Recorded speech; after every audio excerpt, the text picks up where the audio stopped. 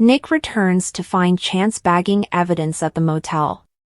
Nick claims that he left Sharon's picture with the night manager, and Chance informs him that he has a search warrant. When he inquired about the guest, he was informed that she wore spectacles and had long hair. While returning to the room, Nick believes he caught a glimpse of her fleeing. She got into a black pickup vehicle and drove off when he called at her to stop. Chance summarizes that they are still unsure about Sharon's identity and whereabouts. Chance informs Nick that he sent in the digital copies of the glass prints. Soon, they will be able to tell if a match exists. Nick tells his friend that he believes the woman boarding the vehicle is the same one that kidnapped Sharon and was shown on the security footage. If he received the plate, Chance asks. According to Nick, there were no front or rear plates. Chance exposes it to an APB. Chance and Nick suddenly recall that Phyllis recognized the car from the collision as a black truck driven by a blonde woman wearing spectacles. Before she harms Sharon or another else, they must locate her. Sharon imagines Nick discovering her in the sewer and exclaims, "Thank God you came. Once more, you are here to save me." Nick informs her that he is unable to locate her. This is something she must accomplish alone. "Sharon, you can't give up. You must engage in combat."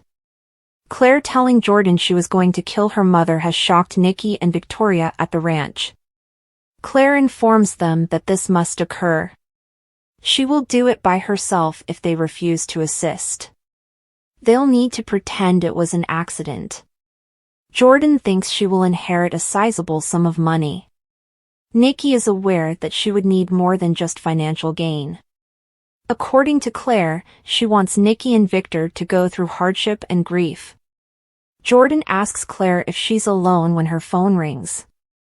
"I am," replies Claire. Hearing her voice again makes her happy. "We have a problem," Jordan says, urging her to keep the emotion for a caring person.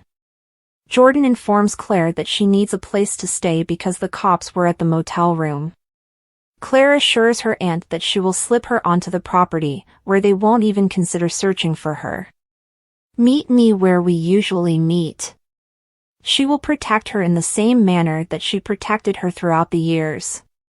Nikki and Victoria are informed by Claire that Nick and Chance have located the motel room where Jordan was staying. Claire argues that it's the best option and that she has everything under control, but Nikki refuses to let her on the ranch. Victoria yells that none of this is to her liking. Using the tools Jordan offered her, Claire assumes she doesn't like it. Victoria claims that it's not her fault, there's just an unfamiliar coldness about her. According to Claire, it's necessary. Jordan must pass away. "This was supposed to be behind me," Victoria protests. Claire understands that she is appalled, but how many more lives will Jordan take if they don't take this action? She forced Harrison to fear for his life after removing him from his bedroom. Nobody is worthy of that. As long as Jordan is alive, Nikki is aware that she poses a threat. "They must stop this," Claire replies. Nikki has a thought. "Get your coats on." As the three of them leave the house, Victor looks out from the landing on the upper floor. Victoria adds that Cole is in New York for work and the children are at sleepovers at the TAC home. Nikki is relieved that he has no idea what they're doing. Since this is the only way to deal with Jordan, they go over Claire. Claire is the only way they can apprehend her. According to Nikki, they must continue to advance. Victoria wants to share this with Nick and Chance. They are able to inform them of Claire's meeting place. Nikki queries what would happen if Jordan figured it out and fled. She longs to return and allow Jordan to perish from the poison. Victoria is not about cold-bloodedly murdering a woman. How can they put up with it, and how can she act like she's behind her daughter as she plots a murder? Claire says to Jordan, "I'm here, in the park." Jordan is shocked that she didn't bring Victor and his thugs or the cops. She struggles with trust. To ensure she had nothing to do with the unwelcome visitors at her motel room, Jordan must look her in the eyes. Sitting, Claire gazes at her aunt. Happy? Maybe, moans Jordan. Claire assures her aunt that all will be well. The way they ought to have always been. She continues by accusing the Newmans of being hypocritical and phony. Jordan thinks that only one other person could have done that if she hadn't told them. That's your friend, Claire says. Jordan yells that she let him into her heart. That room is covered with my prints. How could she have been so foolish? Claire asks. You were so intelligent once. I had just returned from seeing you for the first time, complains Jordan. She and her partner had also had a bad argument. Claire believes she is no longer competitive. Error is not an option here. All right, this is my plan. She is the one who has had to put up with these individuals and hear them disparage her aunt and her childhood. Knowing she might be the next, she has watched them play games and punish outsiders. She will not allow the Newmans to ruin it for her, and she will punish them. Jordan is unsure if she likes Claire's tone. Claire's plan cannot be jeopardized by her frailty. She turns to leave. Calling, I made one mistake. Jordan, she says she's playing at her best right now. For weeks, she has been cruising Genoa City, but nobody has noticed her. Aside from me, Claire says. According to Jordan, that is what she desired. Claire had expressed her views to her openly, saying, but you're holding back. Jordan is keeping her from killing her own mother, even if she is willing to do it. When she inquires about her partner, she surmises that he has ties to Genoa City. Is Ian Ward here? Your instincts are good, says Jordan in amazement. Why did he return? Claire asks. Mariah Copeland, Jordan speaks. Claire assumes that he wants to get back in touch with Mariah in the same way that Jordan did. She cautions her aunt from making a mistake. Jordan, Claire YNR. Chance informs Nick at the motel that they have the prints results back. That's Jordan. He finds out that her cell contains another person. Nick refuses to believe that she is working with Ian Ward. He says he's going to phone his dad. The whole family is at risk. Victoria bemoans the length of time it took Claire to feel secure at the TAC house. Nikki responds that as long as Jordan is alive, she will never feel secure. She will continue to return with murderous intent. Victoria detests the notion that Claire would interact with that woman in any way. It pushes her into despair and gloom. She is worthy of happiness. Nikki acknowledges that she has a part of her that wants to follow through. Would following Claire's wishes be so wrong? Victoria complains that Jordan is erratic and cruel. She feels ill at the thought of being in their house. Nikki cautions her against telling Cole, despite her want to do so.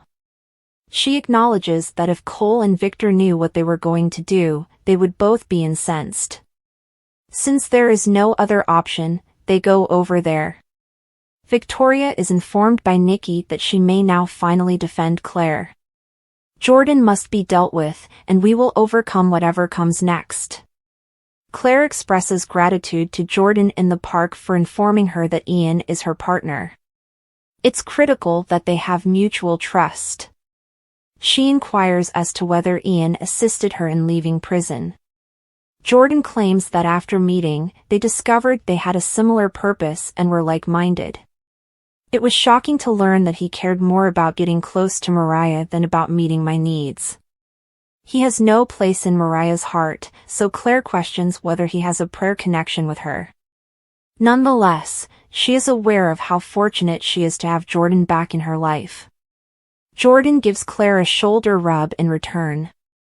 Are you certain you want me to be at the ranch? According to Claire, it's the ideal location for her plans. Claire YNR. Keep looking. Victor yells into his phone at the ranch before turning to face Nick and Chance. They inform him that they have confirmed that Ian has a partner, Jordan. Are you serious? Asks Victor. Chance and Nick describe how they discovered her prints on the motel room's window. So you're telling me that Jordan has Sharon? Victor thinks. Nick claims that on New Year's Eve, when Ian was creating an alibi, she grabbed her. Sharon imagines Nick telling her that she must continue fighting since no one knows where she is in the sewer. Sharon claims she can't think clearly. But I can't do it, she says, expressing her desire to leave and be with him and the children. Sharon Nick YNR. Jordan and Claire reach the tack house. The blonde wig is no longer on Jordan. Claire advises her to make herself at home after she expresses that she doesn't feel safe there. Her father is in New York, and her siblings are at sleepovers. Since they found out Ian was returning, Victoria has insisted they remain at the main home. I assure you that no one else will ever harm you, and that you are exactly where you should be at this moment. Then Jordan approaches the window. She is reminded by Claire that being tense causes one to lose concentration. You must unwind. She offers a cup of tea to her aunt. Jordan, Claire YNR. Nick tells Victor at the ranch house that he believes he saw Jordan leave the motel parking lot approximately 30 minutes ago. Chance's car has an APB out on it. Victor gripes about the bond between Ian and Jordan. What will you do about the two snakes? He asks Chance. Nick believes Ian returned for Mariah. It's also reasonable to presume that Jordan came for Claire, according to Victor. Claire informs Jordan in the tack house that the Newmans influence people with love. They are unaware that they have made themselves open to an inside onslaught. She sits her tea in front of her aunt after bringing it over. Jordan finds it surprising that she has every ingredient. She has been missing their time together, Claire reminds her. She has had enough of being the ideal daughter. She would remember their time together while she lay awake at night. If she doesn't trust her, Claire offers to exchange drinks once again. The only person I can trust is you, Jordan declares. Claire questions Jordan about Heather Stevens' passing. Was Ian the one who told her about that sin? Or did she have a hand? You know, you just laid out a scenario to me about how you played the Newmans for fools and then you suggested a plan for murder, Jordan thinks as she puts down her cup. But for some reason, you don't want to discuss that? She does have the Newmans deceived, Claire yells. Jordan questions whether she is the one being duped. Imaginary Nick tells Sharon to stay with him in the sewer. She claims to be really frail. He tells her that it's time to show that she is stronger than the individuals who have harmed her. Let's get you out of here, take my hand. As the hallucination subsides, Sharon whispers, No, Nick. Stay with me. She faints once more. Sharon Nick YNR. Nick is on the phone with Mariah at the ranch, checking on her safety. He cuts off communication and tells Chance and Victor that he didn't want to aggravate her by telling her about Jordan. Nikki and Victoria had their heads together, Victor informs his son and Chance. The grounds are still there, but they have departed the house. He is worried, but he doesn't know what they are up to. Chance reassures him that the house is well secured.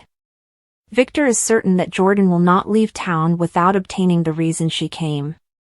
Claire tells Jordan in the tack house that this is starting to resemble a police interrogation. In order to avoid any surprises, Claire tells her that she taught her to be prepared and demands to know everything. Jordan informs her that Ian killed Heather Stevens while nodding. He wanted Sharon to be held accountable for the killing. He wanted her taken into custody and found guilty. Claire assumes he intended to reach Mariah by taking advantage of her grief. Jordan claims he didn't think Sharon would frame Daniel and escape punishment. Claire asks Jordan if he knows where she is and states that she isn't free at the moment. We're both in a safe place, Jordan explains. Claire smiles, stating that she is protected by her insurance coverage against Ian. She wants to know where Sharon's safe haven is. That's not something Jordan wants to tell her just now. Claire must be informed. Jordan claims that after having to trust her, she must now return the favor by leaving Sharon's fate entirely up to me. When Jordan reaches for a sip of her tea, Claire yells, "Stop."